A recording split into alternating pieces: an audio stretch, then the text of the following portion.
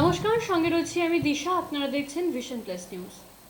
SIR প্রক্রিয়া শুরু হওয়ার পরবর্তী থেকেই আমরা দেখতে পেয়েছি যে বিএলওদের মধ্যে এক চরম উদ্বেগ সৃষ্টি হয়েছে এবং এর পরবর্তীতে আজ আমরা দেখতে পেলাম মুর্শিদাবাদের খড়গ্রাম জেলার এক বিএলওর মৃত্যুর ঘটনাকে ঘিরে আজ আবারও কিন্তু বিক্ষোভ প্রদর্শন করছেন বিএলওদের একাংশ ঠিক নির্বাচন কমিশনের বাইরে। রাজ্য নির্বাচন কমিশন যে দপ্তর সিইওর দপ্তরকে ঘেরাও করে বিএলওদের একাংশ আজ বিক্ষোভ প্রদর্শন করছেন। তাদের মূলত তিনটি দাবি নিয়ে তাদের আজ এই বিক্ষোভ। যেই বিএলও মারা গেছে তাদের যেন পরিবারের এক সদস্য চাকরি পায়। দ্বিতীয় দাবি তাদের হচ্ছে গিয়ে তাদের যে কাজের চাপ তা কমাতে হবে এবং তৃতীয়ত এসআইআর প্রক্রিয়ার যে সময়সীমা তা বাড়াতে হবে। এই মূল তিনটে দাবি নিয়ে কিন্তু আজকে তাদের এই বিক্ষোভ। কি বলছেন ঘটনাস্থল থেকে মৃত ব্যক্তির পরিবারের সদস্য এছাড়াও যে বিক্ষোভকারীরা তারা শোনাবো।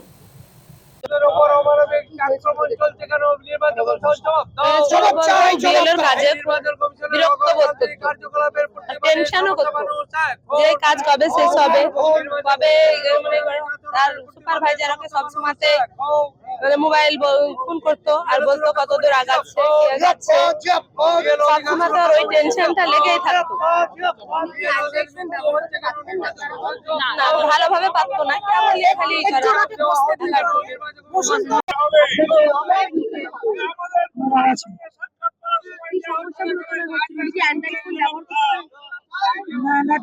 ঠিকভাবে ব্যবহার করতে পারতো না, কিপ্যাড মোবাইলই ব্যবহার করতো। এই সমস্যার কথা কি জানিয়েছিলেন? সমস্যার কথা আমাদেরকে প্রতিদিনই জানাতো যে কমিশনের তরফ থেকে অ্যাডমিনিস্ট্রেটিভের তরফে চাপ দেওয়া হচ্ছে। চাপ দিত, ওপর থেকে চাপ আসতো যে এই টাইমের মধ্যে শেষ করতে হবে, এই টাইমের মধ্যে ডিজিটাইজেশন করতে হবে, কিন্তু ঠিকভাবে অ্যাপ চলতো না, যার কারণে টেনশনে ভুগত।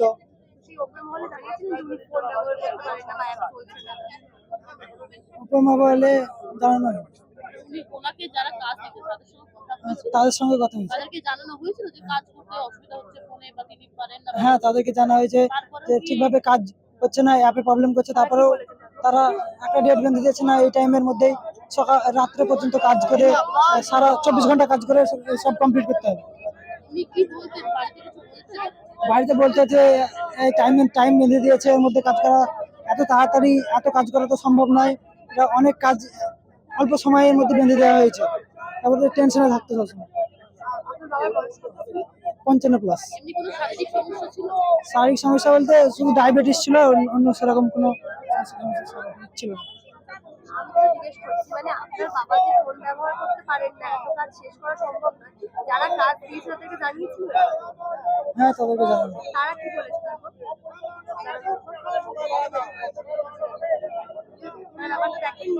না, সিওর সঙ্গে এখন দেখা করতে চাইছি না, ক্ষতিপূরণের দাবি রাখছি,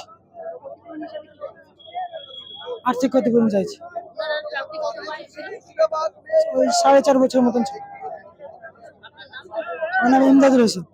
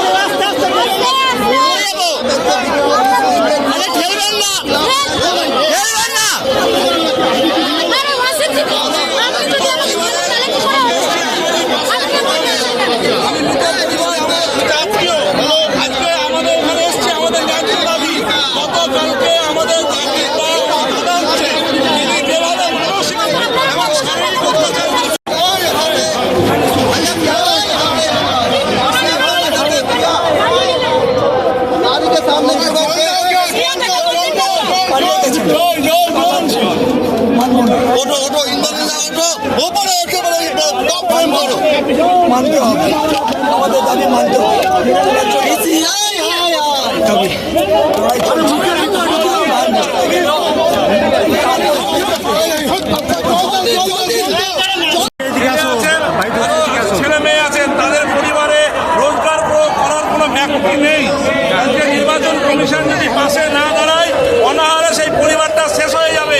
আপনাদের কি সময় দেওয়া হয়েছে?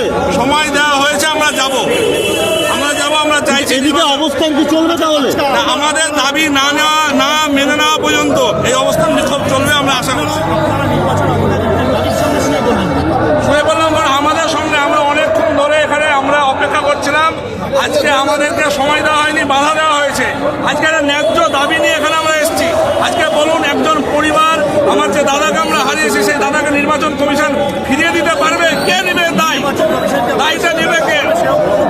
হ্যাঁ, অনুমতি দিয়ে দেবো বলেছিলেন, আমরা তার জন্য এসেছি। অনুমতি হয়তো দিয়েছে, আমরা জানি, নেতৃত্ব এখানে আছেন।